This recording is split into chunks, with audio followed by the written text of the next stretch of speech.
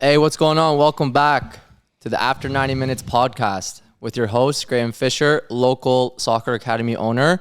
I'm with my guy again, Mateo Reyes. What's going on, man? Hey, guys. Well, I'll make my intro a little bit shorter than usual because we got these two, that magnificent football player over there. I'm also magnificent. Yeah, sure. He knows. If you want to say that. Welcome. Welcome, to you the guys. podcast. Welcome. Thank you. We got Thanks for having us. we got Will Akio playing his pro football in Scotland for Ross County, and we got the main man, Aribim Pepple. Yes. Luton Town. Thank you. Before we start, Teo, you were late. You're making these two pro ballers Late. wait. It was so poor. I'm talking about, I was here like an hour and a half before both of them showed up. Like, I was just waiting for everyone. Because you got time, bro. Whoa, you saying you're jobless, you have time. You saying you're not up to anything. But today, Wow. but today's a big day. Bim is back. You went to Wembley to go see him. my Like, guy, the bro. boys are back home. Like, Bro, you know? I was on vacation 2 weeks. I got to get my studying Fair back enough. on, bro. I respect I it. rate I it. respect it. Do school, You did man. 25 push-ups He nonstop. paid a fine, though. He paid a fine. He did What his was your fine. fine? I did 25 push-ups. You'll Good see it. push-ups as well. We'll roll it. How You'll were see they? that. How you rating the push-up bims? 10 10. They were good still. 10 10. Why are you laughing? Why? Nah, they were good. it's crazy. Face went red like a tomato, but it was calm, so. Bim can't do push-ups. Imagine. Bim can't work out like that. He's not in the gym ever. Nah, boys, welcome. Thank you guys so much thank you, for coming thank on. you. We're going to speak about you two. We got some off-season training to speak about. Yeah. We've had some good goals and some misses. Yeah, we've had a Might few. have broken a window today, but we won't speak about it. Yeah. But first, Teo, tell us about your trip, man. Because this is all I see. Yeah. For some reason, this guy, whenever he goes somewhere, the guy gets so lucky. He meets this player, that player. So you went to UK.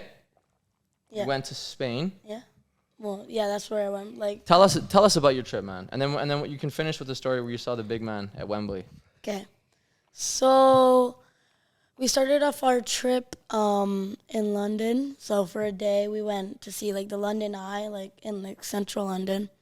After As that, you do. Yeah. we went to Spain, and my uncle lives in a little town called Vilafranca near Barcelona. So we were like in Barcelona pretty much. And I went to see a Barca game, and they lost 2-1. Who'd they play? Did you Shock. hear that, Martin? Was that Against that was like Sociedad. mid, like they were bottling the league, huh?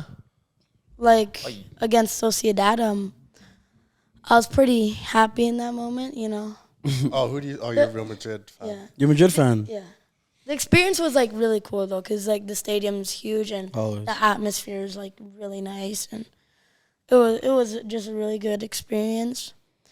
And when I was in Barcelona, I had the chance to go train with an academy there. Bims, man. And Yo, this guy comes, man. Yo, this guy. I always. Don't know what I do. It's always me. Bims, man. I can't Yo, lie, we get it. You're strong. Strong guy. This guy's trying to can't eat lie, the like- microphone. Yo, Bims. Teo's trying to tell the story, That's man. crazy. Like, Yo, Teo's disrespect. I wanna- trying I wanna trying be to eat the serious, but- microphone. he always does stuff like this. It's Bim. It's who he is as a person. Like, Bim, that's actually who you are, bro. Always me. But why are you grabbing it like that? I didn't touch it. I saw you touch it. We're gonna need a replay on that, man. I saw this guy eating the microphone while Teo was talking. Didn't touch it. Oh, we got IT. Bims, man. Yeah, How but many push-ups is that worth though? At least. Breaking the mic? I think- This is a serious pod, Bims. I mean, of his caliber, playing in he's gonna play in the Prem. He should be able to do at least 100 push-ups. All right, 100 push-ups No, after the you can't pod. do A professional footballer should be able to do 100 push-ups. Agreed, man. Promise you right now. You think I go to training, I just do push-ups all day. No, but So why would I be able to do 100 push-ups? because you're a professional footballer, Yeah, you're but- going mad. Can I be honest? Bim can't even do 5 No, pull-ups. but what? He can't do it. So what cannot part of do it. the I've been there. training do you think I'm doing push-ups in? Been Do there. rondos and push-ups, or finishing drill and push-ups, or Well, don't you do like gym sessions, like No, fitness? not him. oh, I can't do that. doesn't I can't like- do upper body. Why? Why? I get too big and like too slow. I'm not even. This is a real. It's actually real. Yo, It's a real talk thing. about this flexing. No, It's real? it's a real thing. No, he's flexing that. This He's is not like- flexing. He's not flexing. This is a real. That's legit. You don't do real upper thing. body? I can't do any not upper body flexing. because I build that body. I remember muscle too fast. So I just do like way too lower fast. body for my hamstrings and Is stuff. that why they're thankful though? I mean, I didn't touch it. I was just looking really, really good. It just couldn't resist me. But These guys. Okay, so we're in Spain. Spain. You saw Barca lose. You're buzzing. Yeah. I had the chance. I had the chance to go play with like a academy, a football club in Spain, because one of the coaches named David used to be a coach for Southwest United, and he's in Spain right now. And so he said, well, if he wants to come and train, he can come. How was the standard? Oh, it was like It's quick, huh? It's rapid. where It's was this? in Barcelona, so Barcelona, so like Barcelona? Spain. How old? My age, so 12-year-olds. Nice. And there's like a pretty big difference between just how they treat it. Like on the ball, it's so fast, and it's like on the ball when they're playing like a rondo or something, it's like they're playing in a Champions League final. Yeah. Training Well, mentality, what we speak about a lot at One Up, right? Yeah, they're pulling the shirts. Yeah, like, yeah. It's really fast, and And it was probably a good eye opener for you Yeah. to go and see that. When I was your age, my team went to Germany. Wasn't like a trial or anything like that yet. It was just to kind of go and see. And like we played like a 4th division youth team and got clapped like 8-0. Yeah. And coming from here, you guys know you think you're someone, and like you know Right, scoring of hat tricks in course. Calgary, Of course. and then right even with yourself, maybe a couple clean sheets in Calgary. You think you're nice, but then you go there and kind of get your feet yeah, wet. it's like whole different. It's a whole different game style. And then you saw Real play, no? Yeah, and I saw Real play. Rodrigo scored last minute. Who did they play? Rayo Vallecano. No, it's crazy. My dad's from Colombia, so like I'm pretty much Colombian kind of. And after the game, we went to where all the players come out like in their cars, and yeah. so I was waiting there like a bunch of other people. I don't know where my dad got it from, but there's like a set of lights that like a majority of the players have to go through, and Falcao, like Colombia's all-time top goal scorer, plays for Rayo Vallecano. So when he was like he didn't have a car there because he lives like further away than Central Madrid pretty much, and so he was walking out, and like people knew him, and I started screaming in Spanish, "I'm a Colombian. I like arepas just like you, man. Come give me like a picture or something." This guy, That's what man. to say. And he was on the phone as well. Like, I do anything. And I'll my do dad's at the lights, right? So he's waiting. He gets a picture with Dani Carvajal somehow. And then he sees Falcao, and he gets a signature on my boot because we brought my boots and like a Sharpie. And so he has it all. And now on like the toe box of my right boot, I have a signed Falcao, Which boot is it? like a Nike Mercurial. Wow. A Golden Wear Mercurials? Yo. So I got a little Chill. question for you. So what did you, when you went over there, you know, over the pond from Canada to Europe, what did you think that was different, like in terms of football? Because I know like you're a bit younger than us, right? And I just went over there recently. So when you went there as like a young footballer, aspiring footballer, wanting to go pro, what did you see? Like, what was the difference for you Between like between like being in youth? Canada and being there? Yeah, Like between for youth, youth? yeah. Like I said, they treat it so much differently. Like it's a whole different, like entire different beast Yeah, mentality. it's mentality, right? Like It's I think like the main thing is it's just mentality. mentality. All the players there, Exactly.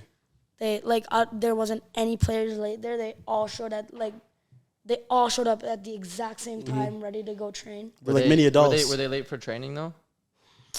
Like Bims yesterday? They weren't. Oh, I thought you. I sent a message. So I was like, Question, sorry. So question. wait, no. So now he's like talking about me being late. You know, he's excuses. Don't listen to He's him. been late. Yeah. Vince has been late. Bim's been late. 100%. Question, if you're late for training, but you text the gaffer 3 minutes before, Saying is that I'm excuse? gonna be late. Is that excuse? We're just honest question. Well, did you give Well, him a reason why you're being late? Doesn't matter the reason. It's 3 minutes, Traffic. Mateo. traffic. Traffic? It's 3 minutes. You should know Well, if I you're You're the the mean- judge. Are you gonna excuse him or not? You could have left earlier. I would never excuse him. You could have left earlier. You could have left earlier, bro. My boy. You could have left Are earlier. you going to excuse me or not?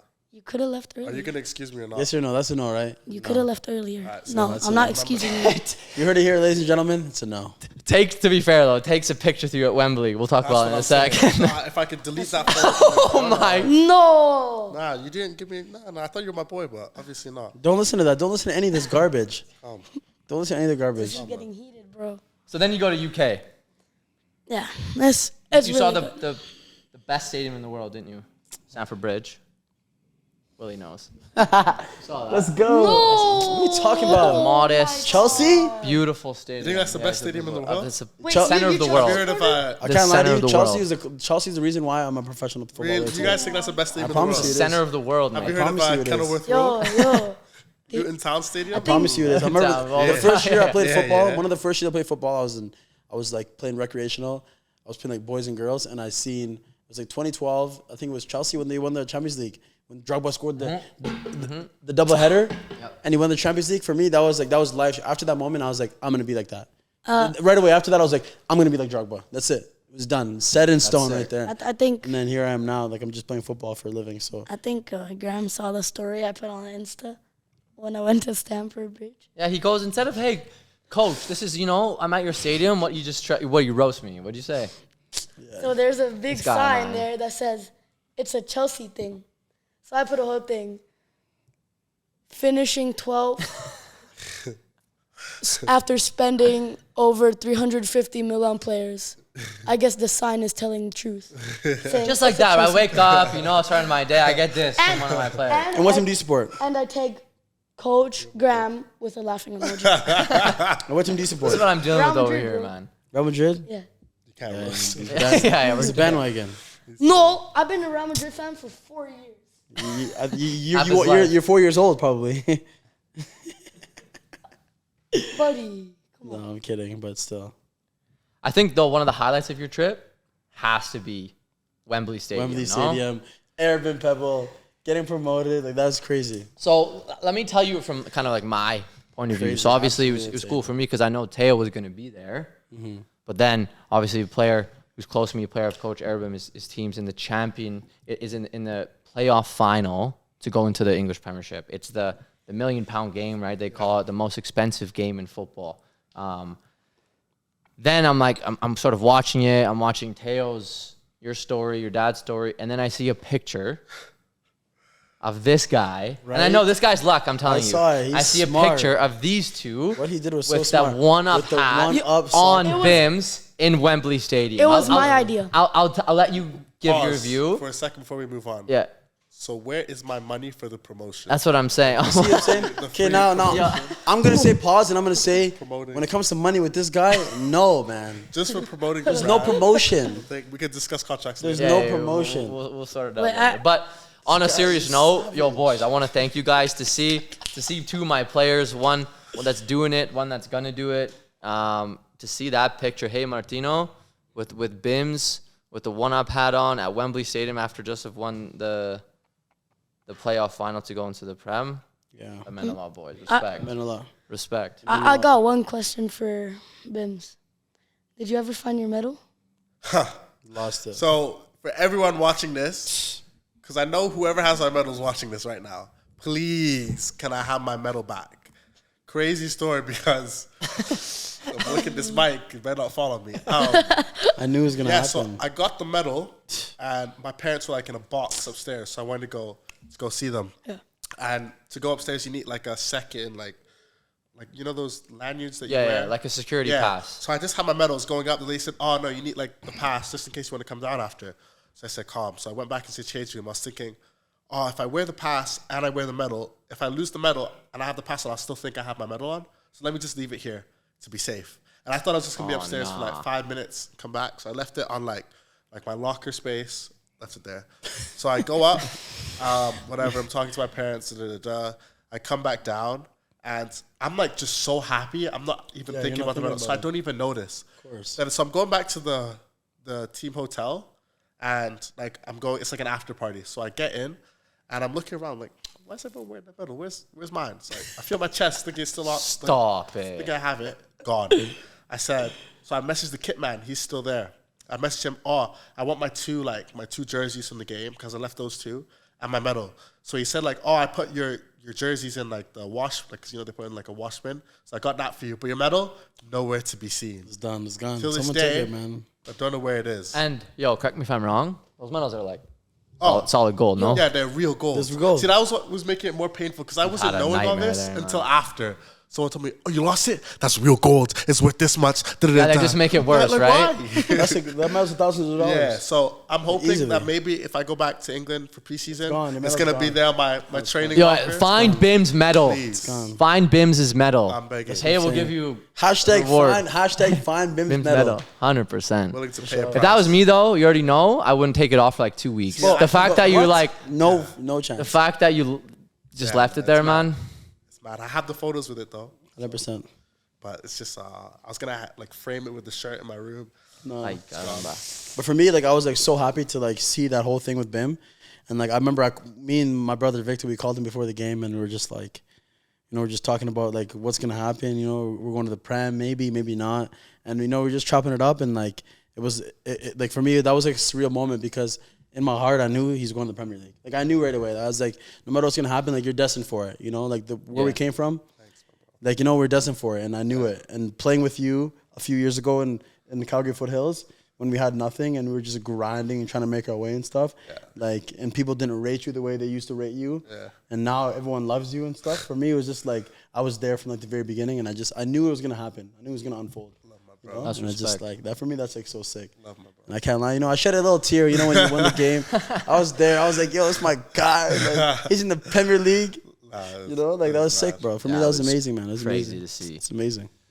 So, on to you, Will. Mm-hmm. Gonna introduce you first. So, from South Sudan, your fam, Yeah.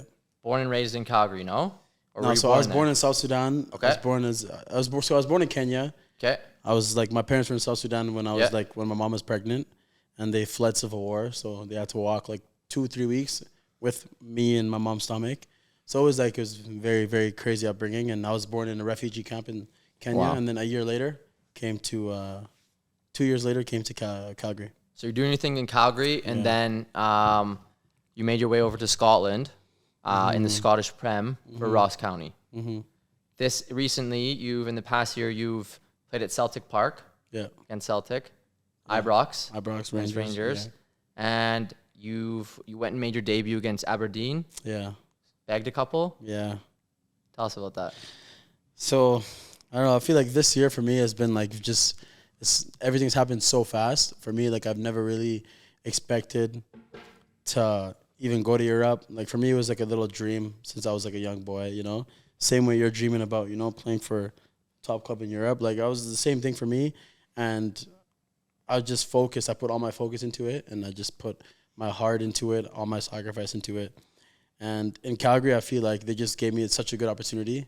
You know, even though there was moments where I felt like, maybe this might not work out for me. Like, are they really trying to support me? When there's, you have bad moments, but at the end of the day, like, everyone has really just had my back, in the city and stuff, and just like really gave me good advice and like was supporting me because like we come from Canada, country where soccer is just growing. Like it's brand new, it's just growing, and for example, like players like me, Bam, and my brother that are in Europe, like there's gonna be hundreds more, in the years to come and stuff. So, like the second I went to Europe, I realized I was like, wow, like I worked so hard for this moment and stuff, and I got there, first game, scored, got 3 assists in my first game, Scottish Cup game, and then I did my knee again. So I did my knee, I had knee surgery, and I was out for like a month. I was supposed to be out for 4 months. I came back in a month. And honestly, I'm not going to lie, I wasn't even 100%. It was probably like 50, 60%. Came back and I scored my debut against Aberdeen. And everything kind of just happened so fast. And then like after that, I just realized like, football is it's my life. Like it's my passion. That's what I love to do. Good or bad, whatever's going on, everything. Like I just like to focus on football and just like do whatever I can to like help my team and stuff. So Class. And you kind of tied it all in. We were speaking a bit before how you chose to play your national team football with South Sudan. Yeah. How was that? So for me, like it was like we talked about, like it was a tough decision because obviously, like I was raised in Canada. I have my Canadian citizenship, and You know, playing for Canada is amazing. And with the national team doing so well, 100%, like, Alfonso, like all maybe these in the guys, mix, you know, all these guys, Yeah. Tejan that I played with in college, yeah, you know, all these guys, and it was just like, for me, it was literally just between, do I represent my country or do I represent a country that helped me get to where I'm at? And for me, the reason why I made the decision that I made was my little brother Victor is, you know, he made his first representation for Canada, and once shout out Vic, man. you know, once he did Shout out that, Vic. he's 22. We're playing the same team, if you guys don't know. But once he did that, for me, it was a no-brainer. I was like, someone needs to represent our culture, like where we come from, South Sudan, because like there's no one, you know, there's no one that does it. Yeah, There's only a few of us, a handful of us, you know what I mean? And like growing up, like I didn't know any South Sudanese soccer players. I didn't know anyone. I couldn't look up to anyone. It was kind of just like just playing football. So for me, playing for my country was like a no-brainer because like I wanna be there and I wanna just like guide the way, you know. And I feel like for me that was like really important because my brother can take over Canada and I want him to be the best player and I want him to do all these amazing things. But for me as an older brother, I just want to like look after my country where I came from because, you know, I should not be here. You know, when it's all said and done, I should not be here sitting talking to you guys. Like, you know, I'm just blessed. So that's respect. yeah. And Bims, another unreal story. So Bims, you're born in the UK, Leicester, yeah? Yeah. When did you make your way over to Canada?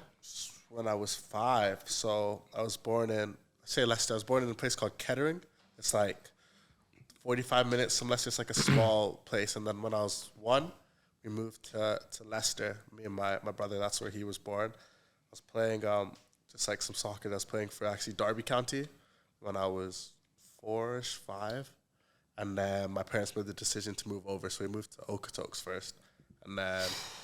Shout out Okotoks. You play for them. Okotoks, Yeah. When I was 8, Shout we out. moved to Calgary.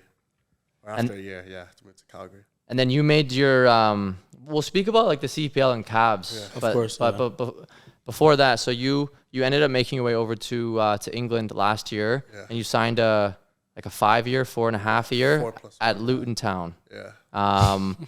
Which is unbelievable playing in the championship. We went and you got a loan deal at Grimsby Town. Yeah. Went back to Luton in and around the squad for the promotion one more time, the promotion to the English Premier League. Yeah. So While studying psychology, Yeah. can I add? Yeah. You're studying it the whole time? yeah. That's Still respect, online. man. So tell us about that journey. The whole journey, to be honest, it's mad because obviously let me take you back to like when I was in England. Take us back. When I was playing for Derby County when I was 4, my dad tells me this story so much. We were playing there and like the guys there said like, oh, your son's really good, but why do you want to move to Canada? Like, there's no one who comes from Canada. Like if he goes to Canada, there's no way he's going to be able to play football. And my dad was like, he can't like put all his hopes and dreams into a 5-year-old to make it, which is actually like what a lot of people do in England. Like there's so much pressure to make it because they're like they're 6. They have to we make spoke it. about that in the Yeah. previous Life or episode, man. death, man. It's So he said it's not fair to him to move over. Which when I heard that story when I was about like 8, 10, I used to be so angry at him because obviously you're seeing on Instagram like all these players playing in the academies, and when you're young, playing in an academy is the biggest thing. Like people are posting on Instagram these games, and you're playing like minor soccer. It's annoying. So I moved here. I was playing. I was at Southwest at first. Then I moved to. Let's go. Shout out Southwest. Me too. And Tail. No, you ever play Southwest? No, I don't like Southwest. Oh my God, get him out of here. They used to bully me, man. I was playing Southwest at first under my friend Michael Eastom's dad, Graham Eastom. Oh, Do you know okay. Michael? Graham Eastom, Dave so- Eastom's brother. I know that family very well. They're really close So with my dad. He was the one who used to coach me. Me and Michael were like this, everything. And then my dad made the decision to move me to Foothills. Just because the Foothills team at that time was so good. I mean, we played Shout out them. Foothills, man. We would They beat do it everybody. right, Foothills, Yeah, we played Foothills. Oh no, it was a boppage. So we went over it, and moving clubs at this time, at this age, like now you're looking at it like, oh, you're 8 years old. It's not a big deal, but there it's like a big deal. It's a big deal. So we moved over, played at Foothills for a bit, and I was getting selected to like the provincial teams, but I never got Whitecaps. Like everyone was going to Whitecaps, but me. And at this time, like if you're Didn't I coach you Whitecaps? Nah, never went to White I've Caps. never made white caps. I made RPC, but even Sorry. Okay, you're talking about the like the full-time program, Yeah. but you never went over to Yeah, Vancouver. so you're White saying. Caps at the time was like the biggest deal because obviously Yeah. I was The friends only with- pathway. Yeah, Chitteru, he went to Yeah. White Caps. Rakib, he was supposed to go, but stuff happened. He didn't end up going. But like, if you want to make it pro, you have to go to White Caps. This at is that time. before CPL. Yeah. This is before And I'm Caps. At that time, I guess. Yeah, so Yeah. I'm scoring Yeah. goals, doing everything. I just can't get to White Caps. So I'm thinking, this might not happen. I'm looking at other ways. So now I'm about 15, 14. I'm looking at actually going to like American University and thinking like, if I go there, I can get drafted. For some reason, I always had this like thought like I'm still gonna make it somehow. Like, Right. It's looking crazy, but you still feel like Never in give the up. back I feel of your that. head. Never. Yeah, so Yeah. even at school, like this is gonna sound cliche. My bad, I'm sorry. My God. People ask like, what do you want to do? Yeah, I don't know what you're doing with the mic. No, you good. I was trying to grab it closer. Martino, sort this out, man. Even at school, people would ask like, what do you want to do? And I'll say like professional soccer sounds so cliche. Right. But obviously people are laughing at you and stuff like that. Same, and, man. And I don't Say blame them it, yeah. because Always. I'm playing local Always. soccer in Calgary, saying I want to play professional soccer. So when I was about 15, was it? We had the USL. The USL. You were 16. You were 16. So that was... You were the youngest. I remember you were Yeah, the so youngest player. You were on like the news and so I everything. was Like youngest player trying to try for the team. 16, and Leon said like, we want you to play with the USL 100%. this season. So that was with Willie. So Yeah. this is when Cavs have been made. So all like the main group has gone to Cavs. Yes. Yeah. But there's still some of them like left This is behind. just after PDL. This Yeah. is just like this Yeah. after we won the championships. Yeah. So Willie was on that team. Tofa was on that team. Yeah. But Lige. No, Lige went to No, Cavs. everyone was also Okay. Cavs. It was Yeah, only so- like me, Bim, and Tofa. Yeah, and Victor went to Cavs at that time. Victor was in Cavs. Yeah, he was so training that with them. This was the second one. So USL, that was when like things started to really take off. And funny enough, I actually had like a slow start to the season. Willie was the one scoring all the goals. Then at the end of the season, there was like a patch where I scored like every single game. Every single I think game. I scored like Like, we just, 6 I don't even know, but I scored like a couple games in a row, whatever. So 7 games at least. yeah, so after that, Tommy offered me my first pro at Cavalry, and I actually got called up to the Canada U17 national team and Nigeria at the same time. And this is weird because when you're looking at the U17 roster, everyone's at Whitecaps, Montreal, TFC, Whitecaps, Montreal, TFC. This guy's not And even then pro. I'm not even, because I hadn't even actually signed with even Cavalry pro, yet. yo. So I'm just playing local soccer in Cavalry. So it's like battling that thing with like, you're here, but you're the only one who's not playing at this level. So do you belong to be here? So you have to fight with that. But it was crazy to be there. So I signed my first pro with Cavalry. It was, what was it? It was a year and a half. So 21. yeah, the rest of that season and then the next season. So like a 1.5 year contract. So I was at Cavalry. I was just young, so like getting games was tough. I never started a game. I'd come on like the last 5 minutes. Nothing too crazy really. And then we went to, the next year was COVID. So we went to the Island Games and all of us, And I remember like Nathan Mavilla, who was playing for Cavalry at the time. He was Left like, back? Yeah, left back. He was like my uncle. Called my uncle. He was like, there's a couple of agents in England who are asking about you. I hadn't really done anything. I think it was more like the age. I'm 17 playing men's football. A couple of agents asking about you, like going on trial, which was like just out of nowhere. I think everyone was just in shock. Sheffield United wanted me to come on trial. Leicester. They were just like, and then all of a sudden, like my phone just started blowing up out of nowhere. Agents left, right, and center saying, we want you to come on trial here. When you come on trial here, I got a letter from one agent to go on trial to Porto. So it's just weird. So then, I'm not from England, but my parents are comfortable with England, so I decided to go to Sheffield United. I went on a 2-week trial. I remember being so nervous. The first week went quite well. I remember they said, they really like you, And see this, I wasn't experienced. I got comfortable. So they said, they really like you. So it was only supposed to be 1 week. They extended it. So Which is a good sign. Yeah. And that's When you get that, usually that's a really good chilling. sign. And I was with the 18s, my age group. They moved me up to the 23s. So I'm thinking, I'm signing this contract. This is calm. Second week, I took my foot off the pedal, thinking like I'm already signed. Kills you. Just got a no, really. And then from there, my head was a bit Scrabble. So I went to Leicester, but obviously you get one rejection. Been there. Yeah, Been and there. so now you're going on trials Yeah. after rejection. Yeah. It's tough. It's tough because they know you got rejected. Yeah, so I went to Leicester. Obviously, your confidence isn't too high. I remember we played. Chidori was there, so he's my boy. We played Derby County in a trial game. And Chidori asked me after the game, like, "How was the game?"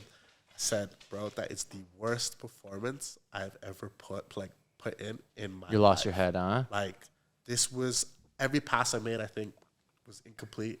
Every ball I tried to touch was like out of bounds. I think like everything that Josh could just go went wrong wooden. was Be wrong. honest. Yeah. Gotta be honest. It shows you how much like the mentality is Yeah. You gotta important, be honest, because like man. little That's what side it note that is. happened to me when I was on trial in Germany. I went to a club called tough, Aachen man. in the second league, and they had said, "Yeah, we want to sign you." Yeah.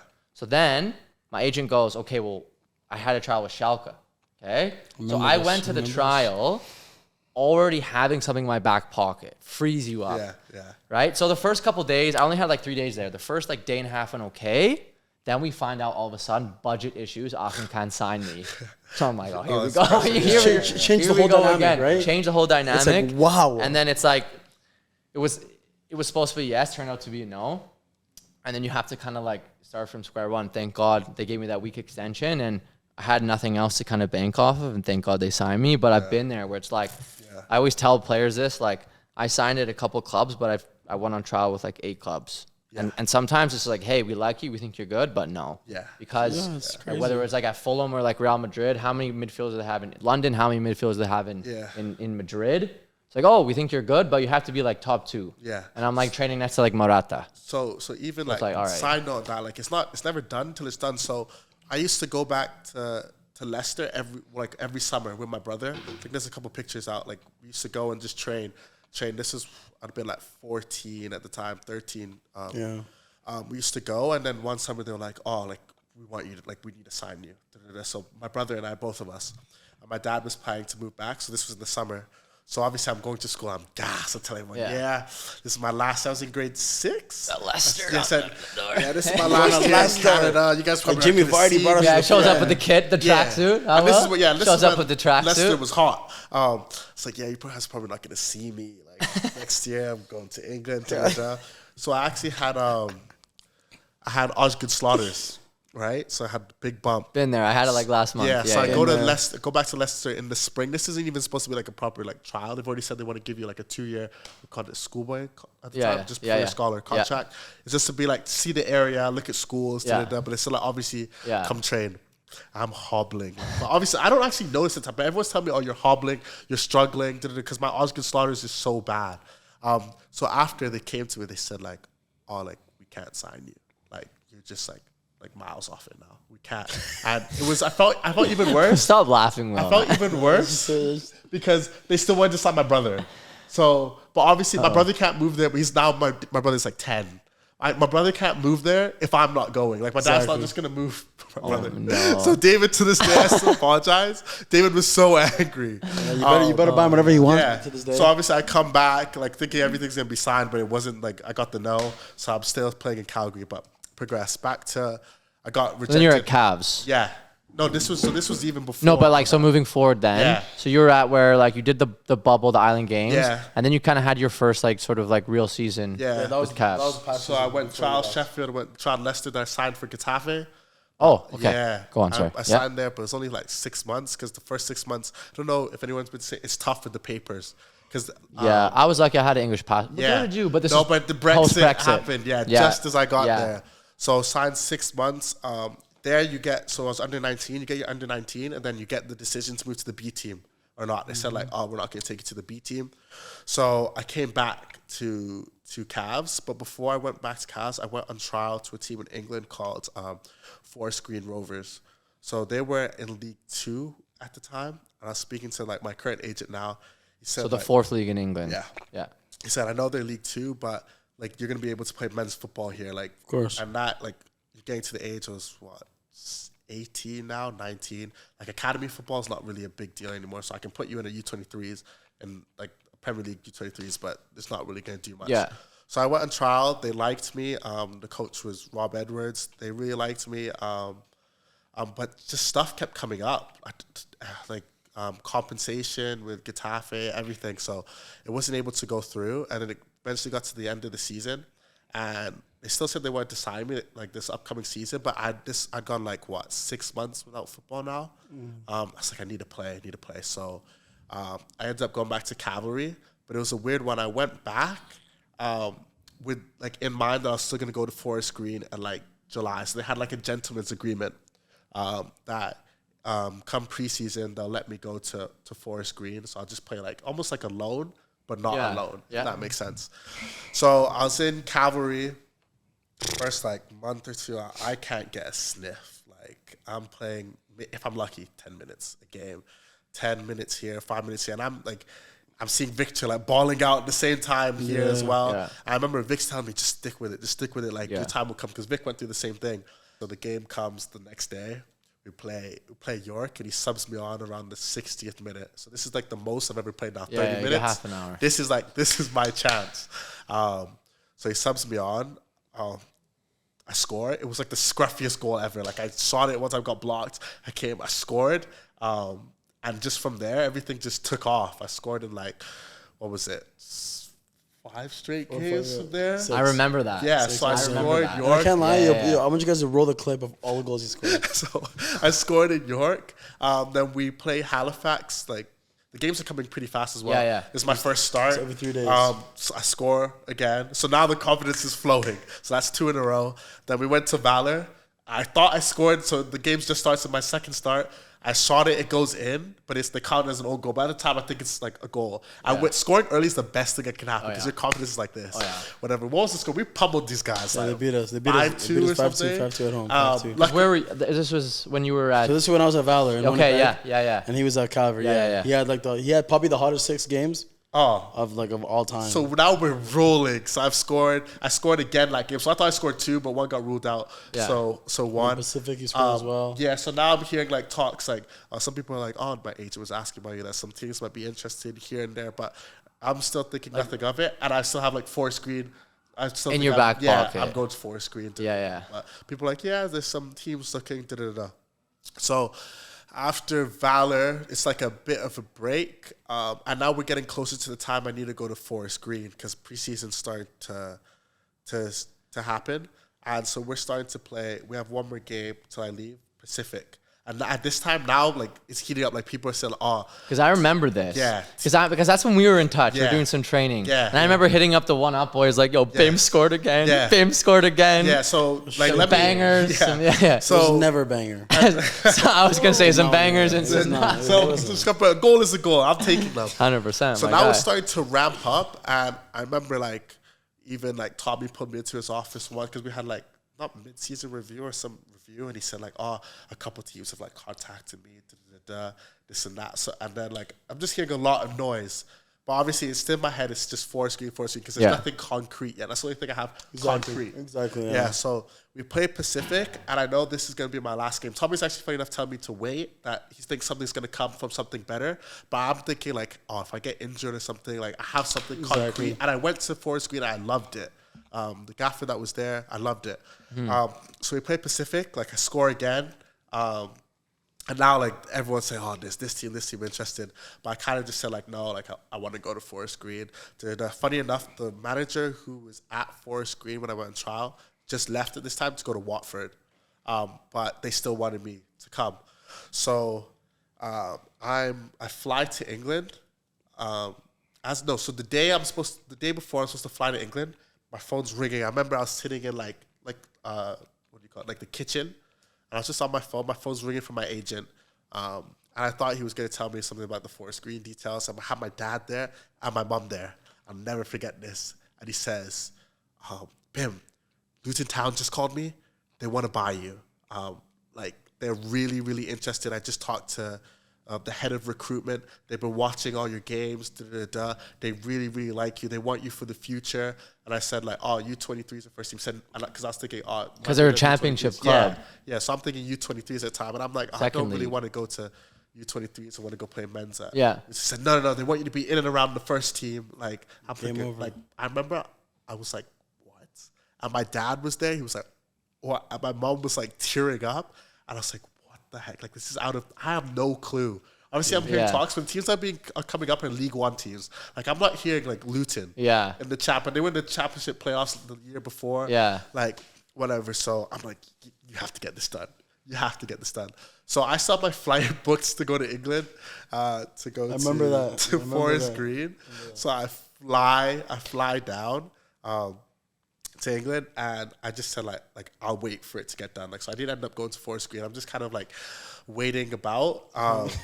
Waiting for stuff to go through, because there's actually like a lot of stuff that happens behind the scenes. It's Yeah. not as easy as like we want to sign 100%. you. This I happens. remember. So I'm actually like at this point now, I'm training with Luton before signing a contract. So I'm training with the first team. I've met the manager, but we still don't know. Oscar Slaughters wasn't acting up. No, listen. But I'm still so nervous. 'Cause I'm thinking, Yeah, if yeah. I trained so badly, what if they just like take the contract? You want to away? have it signed before. You never know. Yeah. So I'm training with the first team now, but nothing signed. They had a preseason game against Northampton, and the gaffer was like, "Yeah, we want you to come to the game." I'm still not signed. Funny enough, and I'm there. Like, I'm on the bench for the preseason game. They just have me listed as trialist. I remember some fans took a photo of like Aribim Pepple picture with like Luton Town, and this time I'm still not signed. So it goes 1 week goes by, 2 weeks go by, like there's just stuff Takes happening. so long, Yeah, man. 1 second you're thinking the deal's on, 1 second you think it's off, whatever. We took like Luton team photos. We had to take them where I would be in the photo, and then I have to stand out of the photo just in case it didn't go through. Like that Ashley Cole Yeah. pic. Remember that Ashley Cole pic? We like standing there So- awkwardly on the so side. then we put like the home kit on. I take the photo. Then I go to the side. They take the team photo again, just in case I'm not there. Like, whatever. It's kind of embarrassing at the same time. And people are asking me like, "Oh, like what's happening?" Like, even the people at Luton, like, "What's happening? What's happening?" Like my teammates at Luton. Yeah. I'm just like, "Oh, like things that happen. Like whatever." Eventually, it went through. I'm just grateful to God, because it happened out of nowhere. But eventually, it went through, and like I signed for Luton, and I remember it was so emotional, just from where I came from, and just what my family has been through as well. My mom, my dad. A lot of people counting on my dad because he's active when it comes to the soccer community. dad's so He's a active. diehard. His dad is so active. We're 8 man. years old playing community soccer, and he's on the side yelling, dad's "Bim, so active. Yeah. like he's so into it. So just for him to like see his hard work, He loved it. yeah, Loved it. come off, and just finally to sign that contract was and a 4. Exactly. yeah. So it's to 4+1. 4+1 is a lot. So I signed 3, but 4+1 that's like it's a lot. So- That's respect, man. yeah, so 100%. to get that deal was just like I'm still just grateful. every Congrats, day. It man. was just God's grace. So, yeah. 100%. Then you grinded there, and you went on trial at Yeah, Grimsby, got so- some minutes. So I went to. Tell us about the season. So while I was there, they were actually telling me like, if this goes through, you're probably gonna have to go on loan. But it's a tough one because now this is getting to near the end of the transfer window, and obviously it's hard to tell teams that like take me on loan, but I haven't even signed for Luton. Yeah. So how are we gonna take you on loan from Luton when you're not even a Luton player? Yeah. Exactly. So we kind of have to wait before like arranging stuff.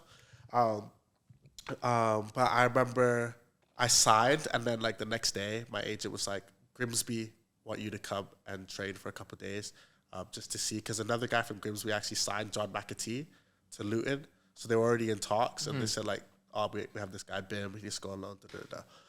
So I went up to Grimsby. I had no clue where Grimsby was. I was thinking it's not too far. Put in my GPS. See 3.5 hours. I said, huh? Where am I going? So I'm driving. All of a sudden, you're seeing less city. You're seeing more trees. Whatever. I get to Grimsby, I train, and I speak to the gaffer, and he likes me. I like what he was saying. So I signed on loan. And yeah, it was a weird experience. Like at first, I remember we played. My debut was the Carabao Cup against Crewe, and I started. Wasn't anything too special, but it was like a solid, good first 90 minutes of English football. Right away, I remember there was a couple times where in Canada, if you're in trouble, you just go down, you get the foul. Yeah. There, I'm going down. I said, "Get the fuck up." Yeah, you can't. Language. Okay, You're gonna have to okay, cut that. Okay. He's like, I'm going down.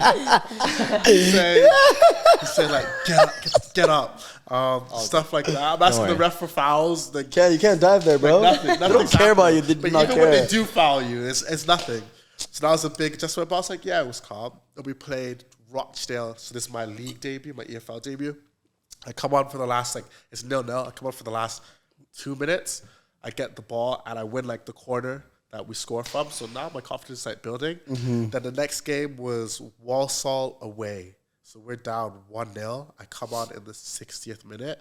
I get an assist. We win 2-1. So now, like, I'm gassed. And then we play Nottingham Forest in the Carabao Cup. I get a start. So I'm playing Premier League team. Start against the Premier League team. That's mad as well. Yeah. Confidence is flowing. We played Derby County and Papa John's. I started that game as well. And Derby County, they're League One now, but they're still a big club. For we sure. played them away. Because they've had like financial issues, but they're still like big the club. Stadium, magnificent. And Derby's not too far from Leicester, so my aunts and my cousins came to watch. It was surreal, but I did my hamstring at Derby. So I tore it. It was like a grade 2B. So out for 2 weeks, I come back. But when I came back, I just never was able to get, like, it takes time to get, like, your legs back. Yeah. I was never really to get that momentum back. And You're when far from your sharpest. Yeah. When I would start to get, like, maybe 2-3 games in, tore it again. And it just kept happening. 2 games, tore. Like, and so you're 3 weeks out, you're coming back, you have no like rhythm, nothing. So I'm struggling at this point. So in January, like, we just decided it's best to go back to Luton. But funny enough, crazy how small the football world is. The manager of Luton now is the manager. Remember when I went on trial to Forest Green? That's the manager. And he liked you. Yeah. And then he went to Luton. Yeah, so he was at Luton. So when I went to Luton, the plan originally, I was still thinking I was just going to go straight back on loan.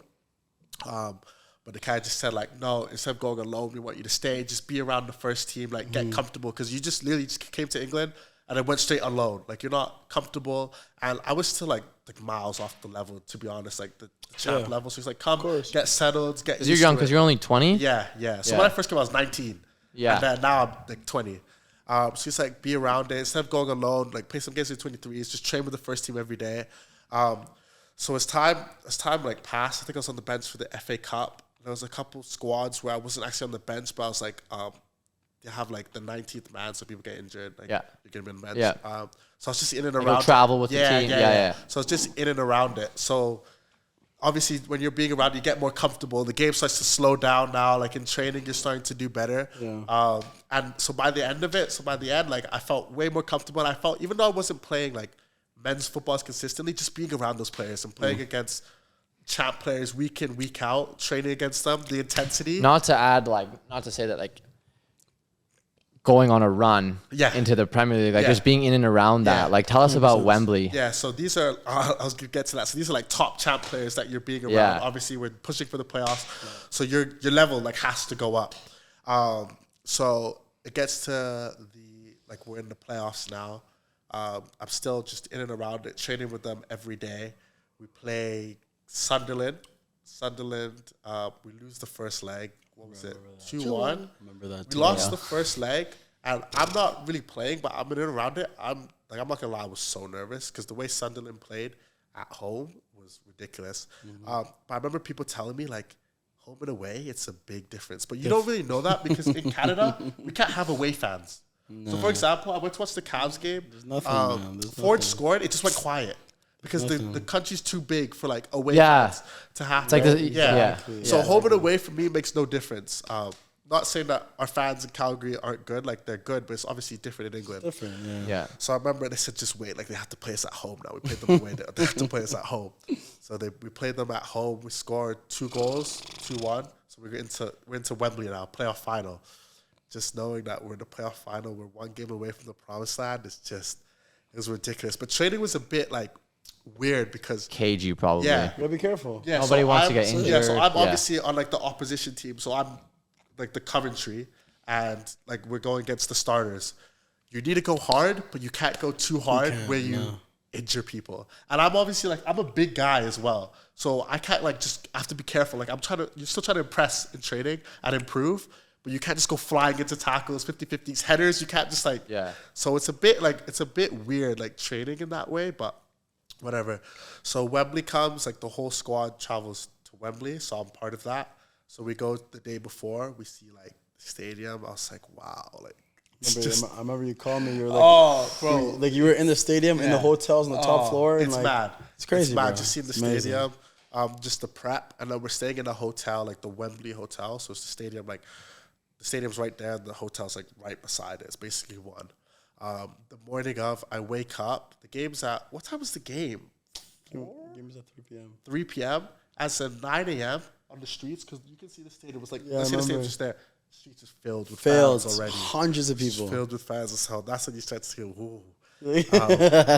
So we go to Wembley, just seeing like your locker there, your name there, just it was surreal. Just like being part of like just around it, just to experience that, like the playoff final, going to see the stadium and like it's filled with 90,000 fans. It's ridiculous. Like you can't hear anything. So just being around that and then just the way we won it.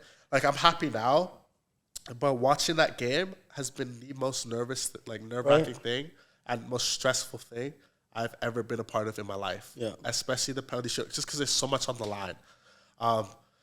So especially you guys went 1-0 up quite early. We went 1-0 up. Early. Yeah. And then, What a so goal, we by were the way. cruising at 1-0, then they scored, and then suddenly they're having chances after Bro, chances they were- after chances. Like it just shifts. They're bodying you guys So then for a while. so then it goes to extra time, becomes a bit even, then it goes to penalties. Penalties, it's It's the it's worst a thing contest. ever in the And world. I'm not gonna lie, we were training like penalties in training, and like we're scoring a couple, but we're not like excellent at the penalties. Like No, quite a few of us are it was missing. poor. It was poor. Yeah, Don't lie. Yeah, Was it poor in like, training? I'm not gonna say it was poor, but like poor. some of us are missing. Like we're course. not like we weren't like on. You bagged yours though, no? Huh? You bagged your pens in I missed training. a Yeah? couple too. I'm not gonna lie. I'm not gonna lie. So obviously we're going to Pens. Like everyone's just nervous now.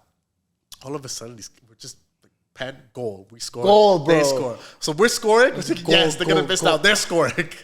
We're scoring again, and then like we're thinking surely they have to miss now. They're scoring. And the later it goes, the more like pressure it is. So the more anxious you get. So I remember we score, and then they have their penalty. And I remember I was beside one of the goalies, so the third choice goalie, and he said, this guy likes to go top right. I was like, and I remember there's no way he's going to go top right in a playoff final. Like, it's too risky. Like, if you miss, if you go too high, Done. like, you're done. Yeah. So I remember it felt like, it still feels like slow motion. He shot it, and it's just like going Skied it. over. And I'm telling you, it actually feels like slow motion. And I remember everyone just ran. Like, we went crazy. We're screaming. The fans are screaming. We're running. Like, oh, it was that moment. I couldn't trade it. And you were like on the pitch running. Yeah, so like we're on the pitch because we're on the side, like, you know when they're taking penalties? Yeah. They're on the side, like in arms, like waiting. Everyone's running in and Just go everything. on the pitch, we go crazy. What were you thinking of when it happened? Like the second you knew, we're going Premier League. Nothing was in my was mind. your Like my first mind moment? just went blank. Like the whole thing was just slow mo. Like I'm just running, and like Like we're off to the Premiership. my teammates are crying, and I was just like there, like I know I still what don't- you were thinking. Like it's just what was I thinking? As a good friend, I know what you were thinking. I'm not even gonna. What was I thinking? Cha-ching. Don't mind this guy. But yeah, so the whole thing, and then just being on the pitch, my teammates are crying. Oh no, it was just mad. It was just like That's crazy, it was man. amazing. Respect. And then you randomly ran into this guy. yeah. So Bro, I saw, course. I saw this Of guy course. with Aribim wearing his hat, and I'm like, why is he here? The thing is, we're like, we put so much effort just trying to get the players over. It's crazy. so obviously. Exactly. Well, you put lots of effort with your Pop trying to get to the game. Because I asked Bims, I was like, yo, because Pablo was trying to get tickets. I asked Bims, obviously, like, I knew it was a long shot. I was like, it was the day of, I think, by the way. Yeah. My bad. Day of the match. I'm like, Bims, can you get 2 tickets? And then you guys found some, no? Yeah, How did you get the tickets, by the way? there was these. I can't say that. Yo, Good can I luck, go to the Bims. bathroom quickly? Yeah, go. Is that okay? Yeah, no problem. Yeah, so I'll give you my point of view of that. So I have my mom and my dad in like a box, like upstairs. So it's there high up, but they come down to watch the game. So I'm trying. Obviously, everyone's part of their family. I'm trying to find my mom, and my dad in the crowd. My mom's just being ridiculous. She says, send a photo of where you are so I can see. She sends a selfie of herself. How am I gonna see where you're sitting with a selfie of yourself? Yeah. Whatever. So I'm looking. I have my agent like lower down. So he says like, Bim, I'm near you. So I'm looking for my agent. Then I hear, Bim, I'm from Calgary. And I hear like a lot of like, oh, Canada, da-da-da-da, when I'm there. But the way I heard the accent, I heard of like Calgary, and no one knows what Calgary is unless you're from Calgary. Yeah. So I'm from Calgary. And I look, I just see this guy. And I'm like, yo, Calgary, chopping it up. I see a one-up hat in his hand. It's like, here, take this. So I take the photo. Pic, yo, that photo, I was mate. like, It was yo, the best photo in one picture. That's dope. respect. So I'm from Calgary here. Yeah. So yeah. So you know what I learned from that story? I think Bims, people see a picture of you at Wembley winning the promotion playoff and they think like, oh, like what an easy journey. But even like the last 10 minutes you told us about, like you went here, you went there, and then you were going to sign, you know, you were going to sign this, that, and the other. Like it's mad. Like you see anyone that's done it or anyone successful, whether it's in football, whether it's in this, whether it's in that, like the amount of graft and grind and like ups and downs that it takes, huh? 100%. And I think that another thing we spoke about already is just the hard work that it takes. These boys are in off season. You have a month here. Will, how long do you have back here? 7 days? Yeah, 7 days. 7 days. And then Bim's hit me up to train through our academy One Up because we did some sessions last year. And then Akio hits me up. Super late. Mad late, but it's all good. He's back for 7 days, and you guys are training for 3 or 4. Yeah. So I think that is like very important to note. That it takes so much grind and so much commitment. Mm-hmm. But we've been vibing this off season, huh? 100%. 2 sessions deep. 100%. Yeah. We, I think the first thing we should note is a little bit of there's a $50 bet or something in the first session. Listen. Was it I gotta pay up. Crossbar challenge? I lost crossbar challenge, $50, whatever. Martin, he did the whole edit. You know, play that whatever you want to do. But at the same time, he's come late twice, so he needs to pay his fine. Listen, because if he doesn't pay his fine, I'm not paying that bet. This is why I said because the standards. How much is my fine? 20. 20. You owe me 50. Yeah, so I'll pay you 30. So there's a 30 difference. So I'm not paying anything regardless. Yeah, man. It don't matter, but we've got a couple more sessions, and I know you're gonna come late because you always come late. Don't give me that reputation. You're in the Premier League and you come late all the time. Don't give me that reputation. Right, I don't come late. We had a good battle, huh? Yeah, us 3 today in our striking. Yeah, so yesterday or the other day we worked on some details. Mm-hmm. We worked on some hold up play. Obviously with you guys both being strikers. Today we worked on some details and then lots of finishing, uncomfortable finishing, striking. Tell me about the training so far and how important off-season training is. I think, I'll go. I think go first. 2 of the biggest things was one, how like difficult it's not like it is. Like we don't do the stuff that we're good at. So for example, like we're strikers, so finishing, that's our bread and butter. Maybe technical stuff, like that's not like what we're good at, but we focus on that a lot. Yeah. So especially like the one we do for warm-ups where it's like touch outside the composite, touch like Willie and I, like if you watch us, we probably look like garbage doing it. Like it's because we're not good at it. And you could go to most places where they'll like have you do all the stuff that you're really good at. That looks good. Yeah, so you're thinking, oh, I'm so ready. Exactly. And when the game comes and you have to do the stuff that you're also not good at, you're also not ready. But in saying that, I think just the improvement already, like in the touches from the first session to today. Even just today. Like less cleaner, huh? Yeah, it was much cleaner. A bit more cleaner. It was cleaner. Just felt a bit more comfortable. And that's just what happens. Like the first one is always like, it's like tough. And then as you keep going, but like a lot of people don't like going through that bad stage or looking bad. Yeah. Like so if they don't look good controlling it this way, they just stay away from it. You know? Exactly. We always tell our players, train uncomfortably. Yeah. And the game becomes That's the most important thing as a footballer, man. Or if you right? If you want to train comfortably, all of a sudden the game becomes too quick and too uncomfortable. Exactly. So like putting you guys through things that are a little bit foreign to you, I think is massive. And you have to be brave as a coach. And for any coaches watching, I think it's easy, especially when we're working with youth players, like not even pros. Like this week we're gonna do 1v1s. This one touch passing. It looks zippy. It looks nice. Post it on the Instagram. Okay, that's easy. But to be brave, go and work on long range passing with 9-year-old Calgarians. The things that don't look good, a whole week of that, you have to become patient. I think even with you two, 100%. It's always fun, kind of training the both of you. 100%. And like for me, it was just like this was like my first like proper off season training because before like I was in college and then after my college season, it was kind of just like relax and get back to it. But like ever since I turned pro and I get the time to come back home and I train with you, like it was just like it was very like specific, and that's the thing I like. Like your off season shouldn't be like enjoyable. You shouldn't show up every day and like have a good time. You should struggle. Like it has to, you have to struggle. You have to hate, like not hate it, but you gotta go through a little bit of hard times with it because I feel like for me, like that's what's gonna make me a better footballer.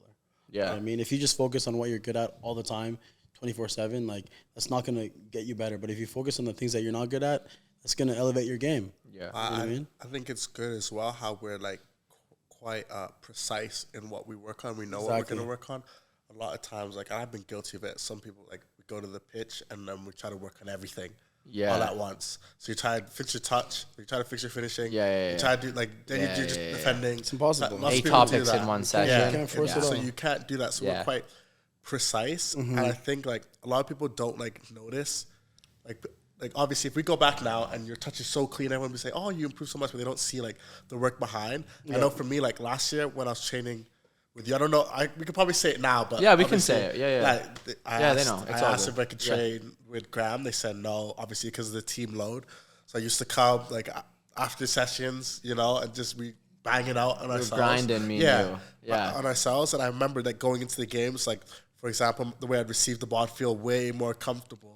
And it's almost like studying on a test. Like you going into a test, you feel way more prepared when you've gone over all the content. Exactly. As opposed to like if I was going into my first start without working on like my shoulder check or receiving it, Yeah. I'd have felt way more like out of water. I remember that. Yeah, I remember that. I remember. because I wasn't working on it. And one thing I want to add as well with like the way like the difference I've seen in off-season training is like you treat us like regular players, you know what I mean? Like you're hard on us, like you're not afraid to get at us and tell us you're making a mistake and yell at us. And for me, like I don't know, Bim can probably like, you know, relate to it, but it's just like as a footballer, like that, like we need that, like, you know, like you just need to treat us like, Yeah, you know? 100%. Like if you got to be hard on us and we made mistakes, like there's players that respect that and there's players that take it personally, you know? Yeah. So for me, it's just like I love that part of One Up and how you guys do things. Like you guys are hard on us. Like you treat us like everyone else. We're not different. No one is different. And you know, you give us the raw of everything. So Well, I think I Respect appreciate that. I appreciate that, and I think it goes to show the importance these days in football and where the direction of football is going with how technical it is, but Exactly. mixed with how fast it is. It went like 2010s, it was very like technical, and then it went through a streak of like it was very fast and robust. And I think now, and you guys will at this day and age, you'll know it's rapid. It's but you rapid. have to have technique. You have and to. that's why even in some top European clubs, they're getting coaches in just to work on these little details. So in your opinion, obviously you guys have been through it in youth, in pro, how important is it to get into a smaller group setting, whether it's 2 players, 4 players, 5, 6 players, and drive and repeat those really important actions, position specifically like we were doing in the last couple of days? Like how important is that? honestly, for me, I'm gonna say that's like the most important thing, is because that's how the game is nowadays. That's exactly how the game is nowadays. Like you need to be in tune with your teammates. You need to be so locked in, and you need to just be like so clinical and just so sharp. Whereas before it was like it could be a little bit more messy. You could do a bit more things, but nowadays it's just like you need to lock in with your teammates, and you need to make the right pass every single time, perfect touch, and it has to just be so crisp and just like 5 yards. Like you can't make a mistake 5-10 yards. Like the best players, they don't make mistakes at all for months, and then you watch yourself and like you make a mistake once every other game, and it's just like, okay, I'm on that level yet. And I think the level it's things you need to work on. Like you need to just really be locked in technically, and it has to be like a really sharp performance all the single time. and overseas, like something I learned very fast is the margins between a squad player, a player in the 18, a player starting, and a player balling. Crazy. Is so little. Yeah. So when you get to a certain level, you have to find ways to become like 3% better. I think the biggest thing though as well is just like who takes their opportunity. That's all it is. So Yeah. a lot of the times, like that's why you see like some people like, oh, they burst out the scene out of nowhere. Well, no, like they've always been good. They just haven't had the opportunity. But the way it works over there is like you get one opportunity, and whoever takes it usually gets started. Because when you're a starter, when you lose that starting position, it's so hard. It's the hardest thing to ever. get it back. So if you're a squad player and you're doing everything that you're just doing the same thing that the starter's doing, when you're getting your opportunity, how are you going to be better than them? Exactly. If you know what I'm saying? Because they're playing 90 minutes, you're probably playing 15, and you're doing the exact same training. So already they're playing more than you, and they're training the exact same, so you're already behind. So you have to do extra. I have to do more because I'm not playing as much. Yeah. It becomes a bit trickier when you're like playing week in, week out just because of the rest and recovery. For sure. But there's still like times to slip it in, because at least in my experience, team training right now is like so tactical. So Like tactical. you don't do a lot of like individual work. It's more like even if you're doing CrossFit finishing, it's like a pattern that your team is gonna do in the game. Yeah. And then enter the box a certain way.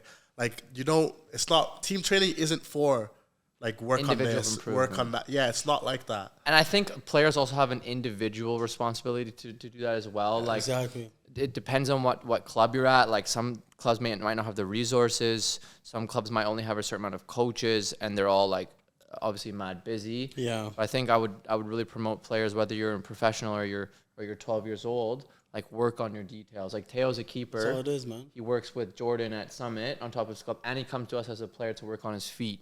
And that's him sort of taking the responsibility, which I think is absolutely massive. Amazing. Boys, I want to like tie in. Obviously, we've been speaking about opportunities. I think something that you both have in common is obviously you're both raised in Canada, but you both played in the CPL. Mm-hmm.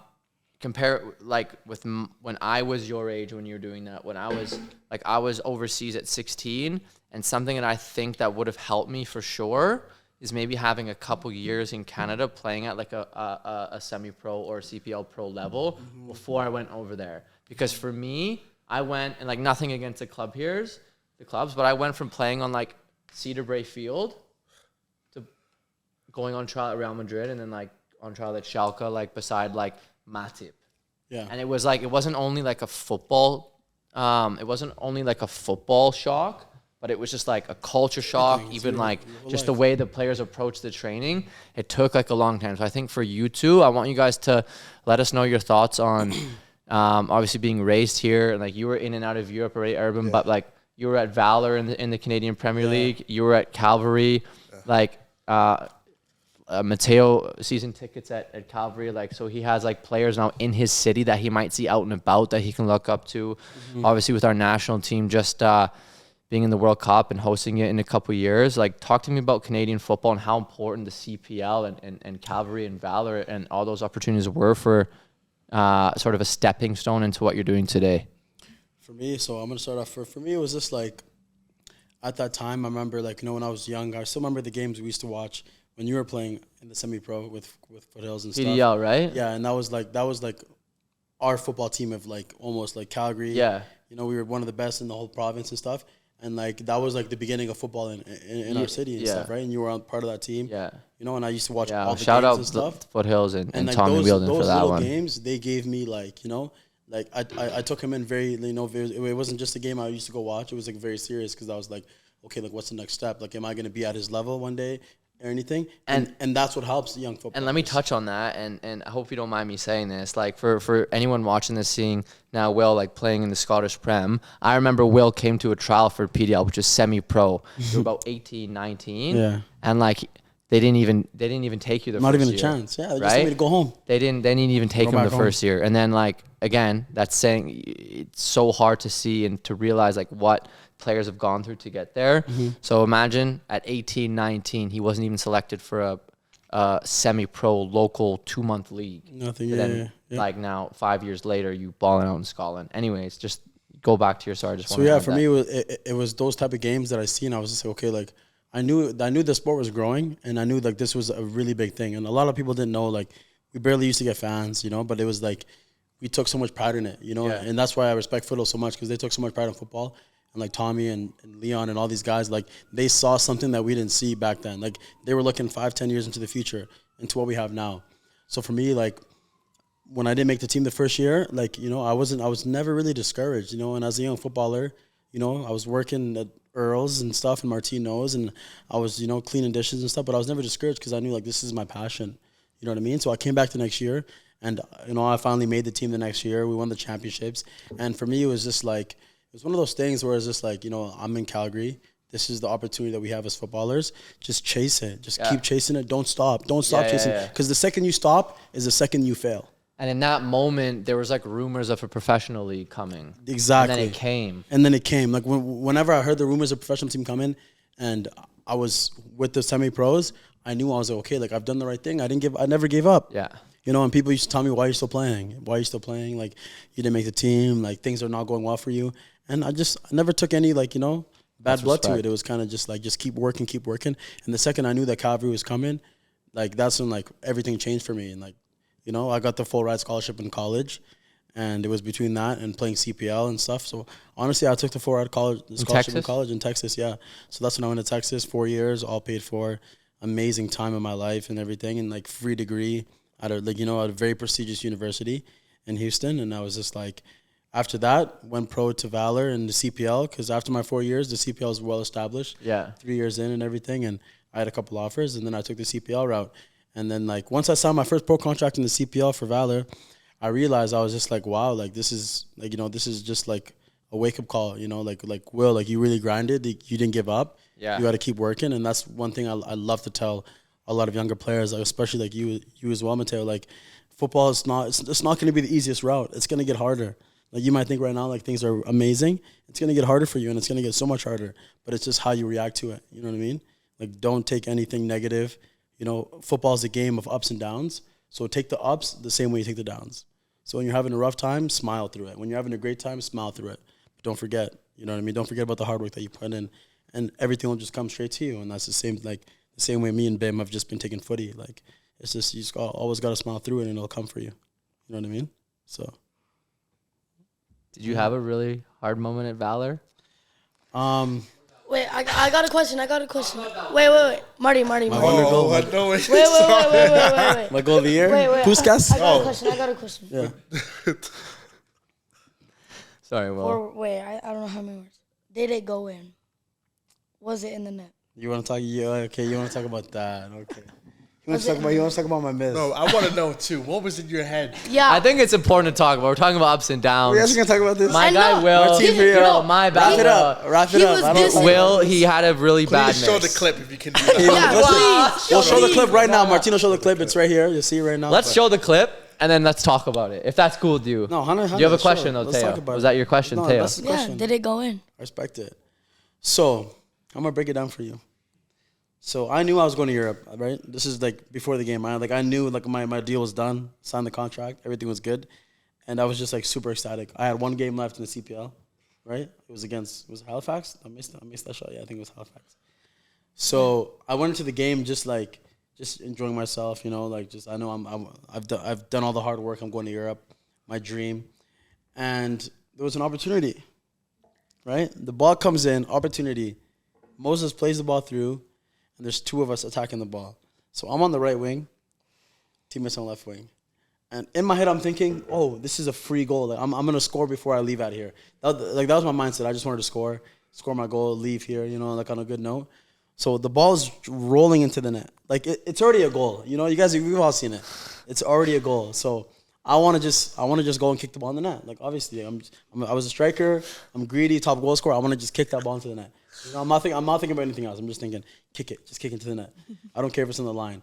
So I go up to kick the ball into the net, and it hits the outside of my toe. Yo. So when I go and kick it, it goes straight out of the net. Yo, why didn't you hit it with your left foot? I'm not thinking. Teo, leave him alone, man. No, I'm just playing. Get him. That's crazy, Mateo, because I asked myself the same thing. I wasn't thinking about my left foot. I was just thinking, goal. I'm out of here. I'm gone. So I just want to go, just toe punt it. I just kicked it. I wasn't thinking. Usually I'm thinking left foot, right foot, stance, like, you know, put it in the top corner. But at this moment, I was just super excited. Like, it's a free goal. I'm leaving in like 20 minutes. How did you feel when you checked your phone and it was everywhere? So you know what's crazy? So after I missed it, we go in halftime. My coach pulls me in. He's like, Will, I know you, right? Like I respect you. I love you. And I know that you didn't do that on purpose, because everyone was thinking you did match fixing. Because everyone thought it was like everyone was talking about match so fixing. bad. Yeah. I got investigated for like 2 months. Did you actually? Yeah, for match fixing. Because I don't know. Was it match fixing, Will? So no, This is open conversation. No, I'm it's just not match playing. So my coach tells me, he's like, you're gonna have one of the roughest times of your career right now. Like that was bad, Will. He told me that's bad, and I was like, was it that bad? Because I didn't know. He's like, that was bad. Like, that's like worldwide. Like, get off your phone tomorrow. Get off your, like, don't go on your phone. Damn. But he just told me, he told me to be honest with me. Like, what were you trying to do? I was like, Coach, I was trying to score. I'm leaving tomorrow. I'm trying to score. I'm trying to get out of here and score.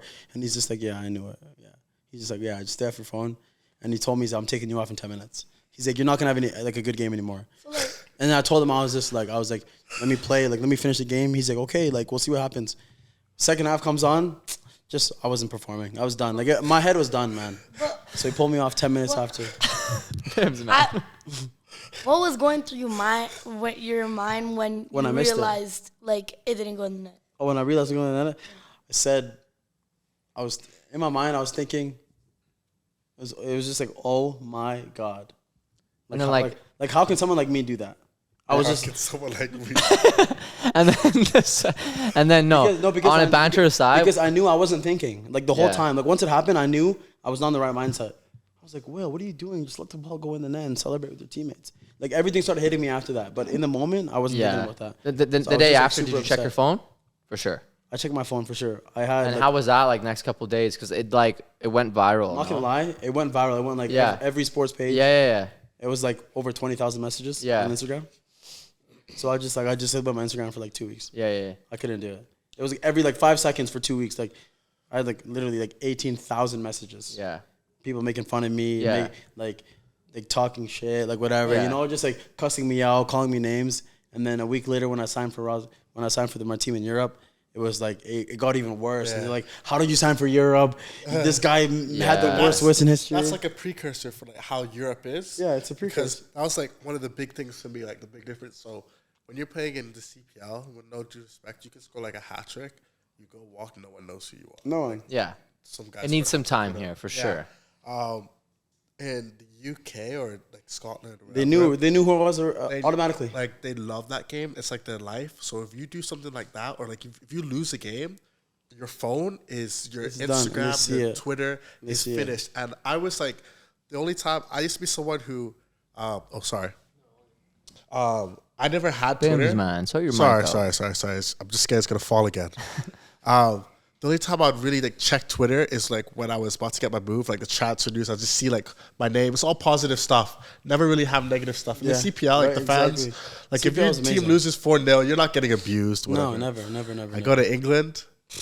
As soon as you start losing games, or I remember my phone used to be filled with "you're garbage, leave my team, you're shocking, this and that," and it was my first time like experiencing it, and I used to take it like personal, and it was like my family's first time. So my parents are on Twitter. They used to like my dad used to get like worked up about it as well. My mom, That's crazy. and like it's my first time, so I used to think it was just me getting it. I remember like even Kaya used to check her phone sometimes and search up my name, and then you see some crazy stuff. So I had to like my Instagram, you can't send me a request now unless like I follow you back and I allow it. Don't have Twitter, but it's just what you have to do. Like I remember sitting with some of my teammates in Luton. We're talking in the gym. Like it's just everyone gets it. Like you cannot play football in that country without getting it. So you just 100%. have to like not take it personal. But it's people say that, but it's hard not to. It's hard. Because like I remember like when I signed and I went there, everyone, the first thing they asked me was, "What happened with that miss?" Even my head coach, "What happened with that miss?" He didn't care, but he's like, he wanted to know what happened. All the players, "What happened with that miss?" First day of preseason, "What happened?" And I'm like, I'm just a new kid from Canada. I'm just like, man. It's hard enough going there like on your first It's professional hard enough going stint. by myself. And it's just Without carrying that like, guys, backpack. I don't know. I just made a mistake. Yeah. You know what I mean? Yeah. So that was like the biggest adjustment. But like you have to look at the flip side. When you're doing well, like if you score, your phone, like your followers goes up. Like they love you. So it's really like this. You just have to like You just have to you just have to not grind take it through personally. it. Just go through it, and that's just how it is. That's And I was- respect. And Will, that's respect for you. Like I was I know lucky like I knew that it's- kind of early. You know, banter. I knew early. I knew it was all banter. Like I knew it was never gonna ruin my career or anything. Like, but look, some people, it it ruins their career. Ruins it I'm saying completely. that right now. Yeah. So respect for you to kind of like I've never had something like that. But to have how much 20,000 messages of hate, and to get through that is respect. 100%. And like the thing is, I made a YouTube video on it as well right after, just explaining it because I knew I can monetize it, I can make some money off of it. Like it is what it is, man. It's Hustler. life. You know what I mean? Like you Crowd gotta is good. just take advantage of every situation. Yeah, so. yeah. You got your own YouTube channel popping off. We'll drop it. Martino, can we drop that in the all the descriptions below? We'll link you out. I got some videos with One Up Soccer, so Let's off-season go. training, some serious stuff. Let's go. Yeah, make sure you give them a follow. Boys, with these messages you're receiving, and I hope it's okay to ask you guys this. Obviously, kind of recent news with Vinicius Jr. receiving like live and on social media a lot of racial hate. If you guys don't mind me asking, is that something that you guys have received as well? So like, I'm gonna say, I mean, like, everyone's different. People don't like talking about it too much, but for me, it's just like I kind of like talking about these things, and it's one of those things where it's just like, yeah, like we experience it from time to time. Other people more than others, of course, right? But for me, it's just like, it's one of those things where I feel like, you know, when you're playing football professionally and stuff, it's one of those things where people try to kind of just ruin your game and try to get into your head and trying to like bring you down and stuff. And it's not one of those things where it's like where like they really mean it and they properly hate you. You know what I mean? Yeah. Because it's just like when I went to Europe, it was one of those like it was of all the time occurrence. You know, but when I was in Canada, it wasn't like that. But when I was in Europe, it was like all the time occurrence. And I realized early that I was just like, it was just, they want to get in my head. They want me to have a good game. They don't want me to score against their team. Yeah. But it's You know a what I tough mean? one because, like, you shouldn't let it happen. Like, You shouldn't. Of but course you not. it's a tough one. So do you, like, go stop the game and, like, report it realistically? Exactly, You're yeah. not, like, you're getting off your game. They're getting what they want. Or do you, like, let it keep happening, which is also wrong. It's like a lose scenario. Do you know It's what a I mean? lose-lose scenario. But I think if you're able to just like shrug it off, play your game and do your thing, like at the end of the day, like, you know. Like, but like it is what racism it isn't is. something that you should just like shrug off, is what I'm saying. I know what you're course, saying, of Bim. course. Do you feel that if you try to raise awareness or like say, hey, stop the game or like bring it up, that it proves them right because they're getting in your head. Yeah. But if you ignore them, then it's almost, correct me if I'm wrong, maybe you feel Like you're guilty that you're not, that that you're letting it happen. But the thing is, for me, Is it's it like- your responsibility though? But the thing is, if you truly feel guilty in your heart that you're letting it go, then say something. You know, blow it all up. But if you're someone, for example, like me, that can just like that really understands, that's just like, okay, I can just like let it go. I need to focus my game. I need to focus my team. I need to Understands what? Like on you the 3 can't points. Understand what? Like why are they being racist? Like understand that it's okay to be racist. Like I don't get that. But the thing is, it's not that it's okay to be racist. But if like this is my profession, this is what I've worked for my whole life. I put thousands of hours into this craft. Yeah. You know what I mean? You're not gonna manipulate me when I'm playing. Like that's the way I think about it. No, I think I get about what it is you're like I need to work. Like this is my job. I need to do my job. You can say whatever you want. I'm not listening to you. Okay, I know what you're saying, but I'm not listening to you. And then after that, I'm gonna go do my thing. You know what I mean? And there's many ways to look at it. Because if I was to just get upset at what everyone's saying about me, racist or not, whatever, it's gonna ruin my game, and I'm not gonna have a good game. Yeah, And that's I it. agree. Like it's just a hard balance though, because like It's simple for me, like the way I think. I don't know about if it's something that you should just let go. Like if you walk down the street and someone calls I'm you a walking on monkey, the street and someone's calling me a like- monkey. That's a different like, do you situation. just let that go. No, Or like because- I'm gonna turn up. Like I'm gonna So get why would upset you let about it it. go on the pitch? Though? Because it's my profession. It's my job. There's 60,000 people watching us. They want to get in your head. I know they do. You know what I Like, mean? That's what I'm saying. It's a tough one. Like It's a do tough you, one. It's such a tough or one do to you- understand. But that's just like the way I've dealt with it, and I feel like the way I've dealt with it has been very nice with me. Like I'm happy with the way I've dealt with it. Fair. Like I'm not really thinking about it too much or anything. Like I just keep doing my thing because at the end of the day, like they're spending money to come watch us play. Fair. You know what I mean? I appreciate the openness with that, guys. And I think what I've learned from it is like football cloaks it, Yeah. right? So you said like if someone, said something to you like that on the street, it'd be something It's different, else. completely different. But it's like now, it's football. And I'm not saying like your both of your guys' 100%. stance on it is both valid. 100%. But I think a massive talk is just because it's in football and there's emotions attached from teams. Mm-hmm. Should it be kind of brushed off? In 100%. my opinion, we all need to do a better job in like the associations and the leagues and the countries, because I've seen like a lot of racism when I was playing in Germany. Like I've seen a lot of it, and I think it's just my opinion that like the associations, the leagues, the refs, the teams need to do a better job, and I think it is moving that direction. 100%. With sort of the occurrences of that. So appreciate you guys being open and honest 100%. with that. I got a question though. Yeah. Do you think, for example, like you play in a massive stadium, right? Like you play in a country where, like, it could be Germany, it could be Scotland, it could be anywhere, right? Yeah. And it's just like, you know, they advertise no racism. They advertise all of it. Like, you know, and they're doing the thing. They advertise it. But there's those few hundred to 1,000 people that honestly that they don't care about any of that. Yeah. And when they see that, it just makes them want to do it more. Yeah, you're like, you know what I mean? Is that enough? Like they're just asking for it. Are you? And they don't care if they get kicked out of the stadium.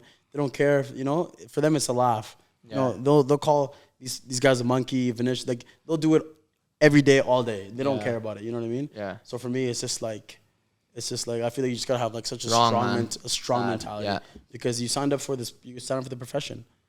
You know what I mean? So it goes both ways though. So no, it's good. Well, I think both of you, on and off the pitch, are great role models. And I think something that you both share is that, and you're both, all three of you are older brothers. Mm-hmm. We have little man who knows, maybe he'll join you at Real Madrid one day. You better. You better give me season tickets too. I'm not paying for nothing. But Will, you come from a big family, lots of brothers, all doing their thing. But honorable mention is Victor, who's playing with you at Ross County, made his international debut. And then we got little Peps, David Pepple, coached him, absolute legend. So Vic's at Ross County in Scotland with you, and David Pepple's at Whitecaps in the academy. As a 17-year-old, 18-year-old now? Yeah, 18 now, yeah. So tell me, and this will be the last one, Peps, because I know you got to run to your fake appointment. Do you, tell me about being an older brother in football, like an older football brother as well. And I know we were talking about it, Will, a little bit today of how having a younger brother, like, do it as well in the game. For me, it's one of those where it's just like growing up, like I was obviously like one of the first ones to kind of play football in my family, and like, you know, we were a big hockey family when we first moved to Canada because that was like the main sport. Wait, and, what? you know, hockey. I do never ever want to see you on ice in my life. No, I was a big hockey man, like from like 8 until 12. Okay. It was Send like us a big video, hockey. we'll put it on Yeah. the pod. I'll send some videos of me skating there. So I was a big hockey I was a Who's big your hockey favorite guy. team? I was coming Calgary Flames. Who was your favorite top 3 players? Jerome McGinley, And? Mika Kiprasov. And? That's all. That's the only 2. Nice, man. Big hockey The guy. goalie and the forward. That's it. No, but like I've been following soccer the last 10 years. But no, like when I first came to Canada, I was young. It was just like hockey was like such a big deal for me. Like I fell in love with the sport right away and stuff. And then like I started playing soccer. You know, 11 in the summer, 12 in the summer. I started playing soccer. And Victor, my little brother, he was like 9 at the time, and he was just like he would just follow my lead, like super hardcore. And I had 3 other brothers at the time, but David didn't really like soccer that much. Like he would come and play with us, but Victor was like all the time, you know. Like he'd wake me up like 7 in the morning in the summertime, like let's go out, let's go out and play. And like, sorry, how old is Vic now? Vic now is 22. Okay, so he's 3 years younger. Yeah, 3 years younger than me. So me and Vic would always play, and then I joined CNS Youth Academy, went through the ranks, and then Victor slowly after joined CNS as well. And like just seeing the path that we've both been on is just like, for me, it's like it makes me so happy that like I can play professionally with my brother in Europe, because like it happened like so fast. Because he signed first, a week later, I signed. You know, and it was just like everybody was like, "Holy crap! Like you're playing professional soccer with your brother." It's wild, At the Premiership in Scotland, like it just like that doesn't happen, and it was just like so random. And when we signed, the club didn't even know that we were brothers because we have like different last names. So they had no idea. I showed up. No way. And they had no idea. And Victor's like, "Oh, my brother's here." Victor didn't even know until 2 days before I came. It happened so fast. That's crazy. So it was just like one of those stories. And for me, I was just like for me, I think that's just like that's like a calling from God. That's just, you know, just giving me what I've prayed for my whole life, and like to do it with my brother is amazing. And for me, it's just like I want my brother to be the greatest. You know, like of course I was there to lead him and guide him and take care of him, but for me, I want him to just take over and just go absolutely crazy. That's my brother. You know, like I want nothing but the best for him. So it's amazing to play with him. Vic's on one right now. On one. Right? On one. He's in good form. Do you think you living with him and sort of like being that bigger bro in a foreign country has helped him? 100%. And the thing is, you'll have him on the pod in a couple weeks. Cooking him food and doing his laundry and all sorts. And he'll talk to you about this. But yeah, for me, it was just like, for me, like us moving in together. I remember when he found out that I was moving in, he was just buying meals every day. He was struggling and he was calling me all the time and he was asking me so many things. So when he found out that I was moving in with him, he knew right away that he just knew I would take care of him. Yeah. But at the same time, he knows what he has to do for that, right? So like Victor, he's a silly little kid. Doesn't know how to do his laundry. Like, oh, that's he doesn't crazy. He doesn't know how to cook if you come eggs. on the pod, He's you 22 years old and he doesn't know how to cook Victor, eggs. man, I'm gonna expose him on this pod. Okay, I'm not expose him, but yeah, I did what I had to do. You know, I was the mother of the house. I did everything for him and Victor, everything. do not have this. Wow. But at the same time, he's one of the hardest working people that I've ever seen. Like, he puts his life into football. You know what I mean? Like, he will work so hard. He will outrun me. Like, he will do his thing. Like when we're on the field and we're training, he's a different human being. He's not Victor. He's a different human being. He's like a leader out of all the teams. The biggest thing with Victor, though, like, because I've known Victor for a while now, we're quite close, is his like self-confidence in himself. Unreal. So even when I was 16, he was 17 on Cavs, he wasn't playing. He's like, oh, if they play me, like, I'll be one of the best players here. And he played one game, Pacific, in the Cup, and I don't know if he went bad at the match, but he was, like, really, really good. I think I saw that game. Yeah. And he didn't, like, really play again, but he still knew. Even when he was at MRU, he was like, oh, if I play here, da-da-da. So then when he's at Ross County, even when he wasn't playing, he's just like, I just need my chance. Like, I'm going to play. And even now, like, he calls me, be like, oh, how's training at Luton? How's this player? It's like I think I could play. I could play there. I think I could. 100%. I could be comfortable. And he could. Like, but just like that self belief that he has is like that's what I'm thinking. And for me, it was just like being able to do all those other tedious things for him, so he doesn't have to worry about it. I think that for him just helped him out so much because he knew I got my brother here. He's gonna take care of me, and one day I'll take care of him. So that's just like kind of the mentality that we have as brothers. You know what I mean? That's crazy. So. And Bims, with you and David, it was maybe a little bit different just because obviously they were together so much. They're together at Ross County. You guys played a lot of football together. Lived together. Were you and David a little bit like split? Like he's been in Vancouver David for 2-3 years now, right? So different. So like the only thing that we had the same was when Leicester both tried to sign us at one time. But then ever since then, like his journey's been like right now, just been like smooth, just going up, quite easy. Slowly, like gradually. Every trial he went to, he would make every time. I remember it used to like. When we were young, we used to compete. So it used to piss me off. And I'll never forget. We went to Nigeria once. And went to where, sorry? Nigeria. So on vacation. And like all the uncles, like when they said, oh, what do you do? We play soccer. Like, who's better? And my dad, don't know why my dad just like, most parents won't answer the question. My dad said, David's better. I'll never forget this. David remembers it. My mom still remembers it. And I was so upset. So our relationship used to be like very like competing, like him against like me, trying to like, compete each other. Like even in the back garden, like every time we played, it would end up in like him crying or like me being really upset because we just like total like competing in everything. Like there's no, like we were brothers, but we loved each other, but we didn't like each other. There's no love in because we're just so like against each other. So I would like score a goal. And then he would try and score 2. He scores 2. I was trying to score 3. Like I'm hoping his team loses. He's hoping my team loses. Until he went to Vancouver. And then it kind of changed where like obviously now I just want him to like you went big bro mode. Yeah. And he just wants me to do so well. And I'm just like kind of happy in the journey that I've had because like now I say to him it's gonna get real. Like there's no way you can have a career like this. Yeah. Like all the like you're gonna have some down. So he's seen like all the downs I've been through, like going to Spain, like thinking, you know what I mean? Yeah. So he's seen that and seen like how I've come on the end of it. So he's like more like ready and more like he knows that even when he does go through that, as long as he keeps going, he'll be able to get through it. As opposed to me, I didn't really have that. Like there were times where I generally didn't know like what was gonna happen.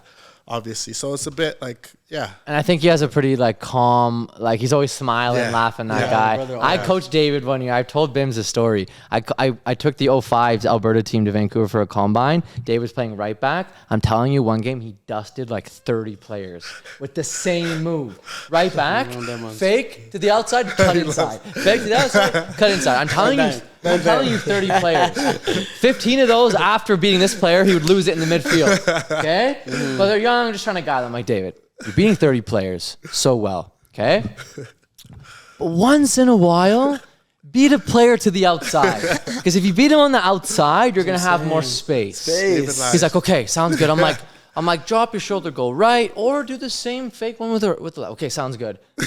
Next game, we kick off, second minute goes out, inside again. That's it, pretty much, right? That's the one, right? The arm goes, suck, beating 30 players. I'm like, okay, do your thing, David. But I think from that tournament, though, I think that's where he got his Whitecaps look. Yeah. So his was like, everything's just been different because I never made Whitecaps. Then he went when I was, I was 16 and he was like 13. So he went.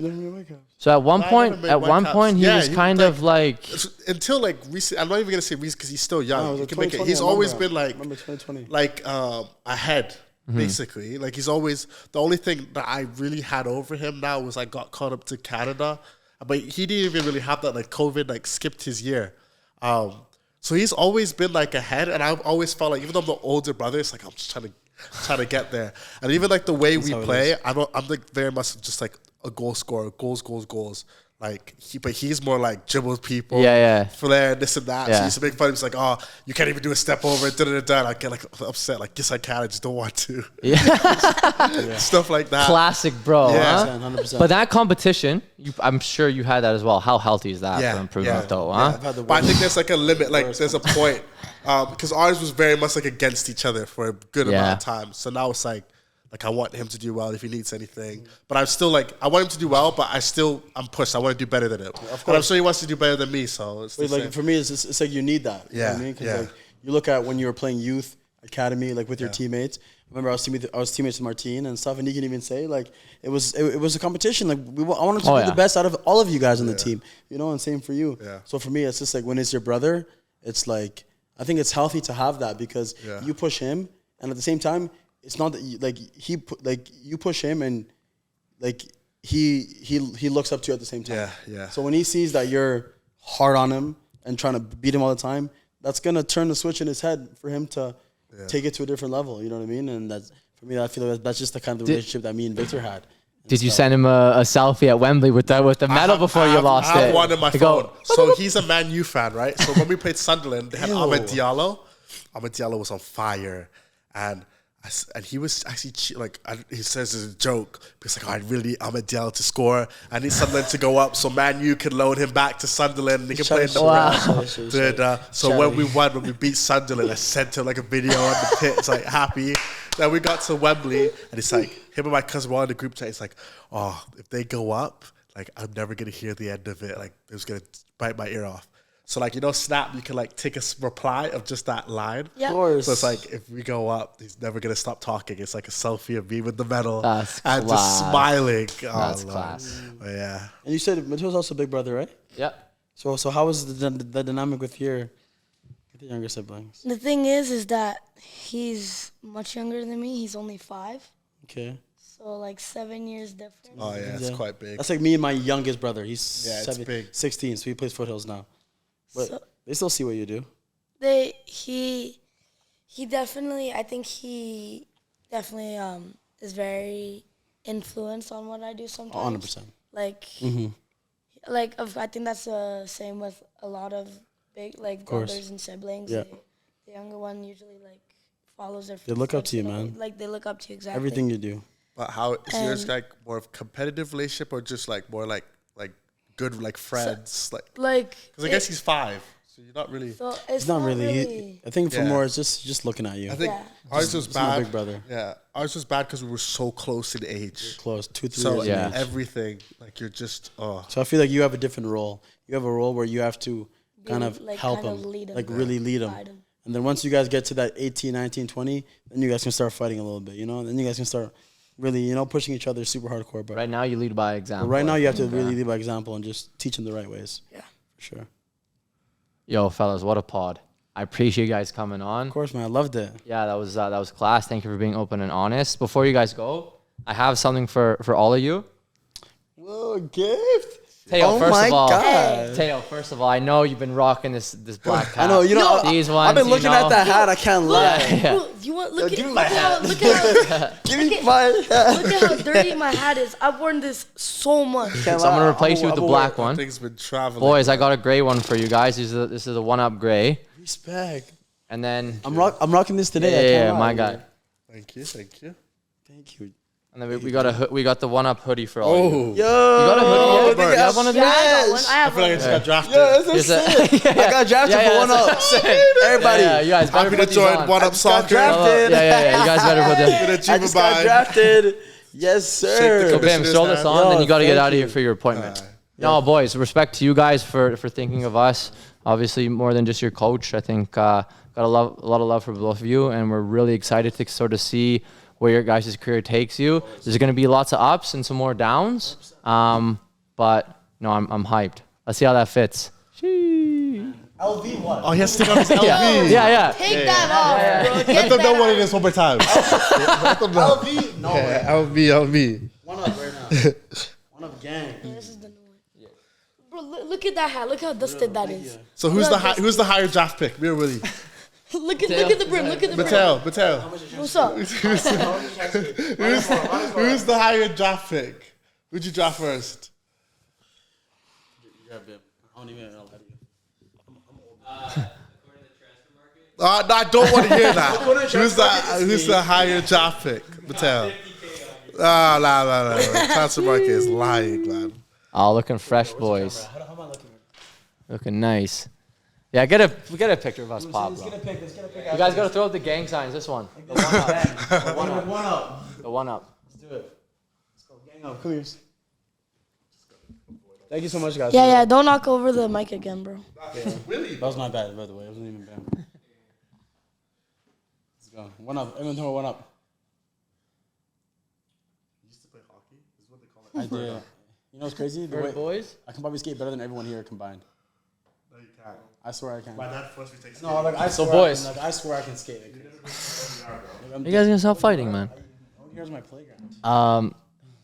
Honestly, guys, thanks once again. Tay, I'll let you do your thing on the outro. Oh yeah. Let's go. Podcast still on my back. Yeah, let's Yeah, go. we're still on, man. I know I kind of forgot. Outro on you, my guy. Well, thank you guys for coming on the show. Mm-hmm. Good talk. How many? Can I just pause? You're getting way too comfy. Why are your feet in the shot? How many more podcasts till we go skydiving? We got 44 left.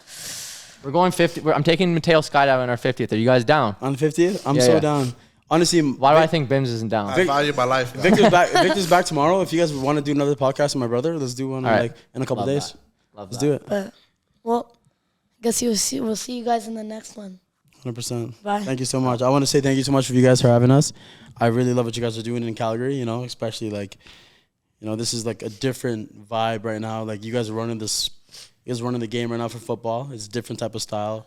And, you know, I love it. I love it. I watch everything you guys do, all your podcasts. I watch everything. So I appreciate it so much. And I'm just so grateful to be here, honestly. What up, man? Safe. Appreciate that. It's one up, man. I swear it's one up. Safe. One up's taking over Calgary. You guys Enjoy might the not know process, about man. Enjoy the process. one up is Enjoy the process. taking over Calgary. Yeah. For real. Thank you guys.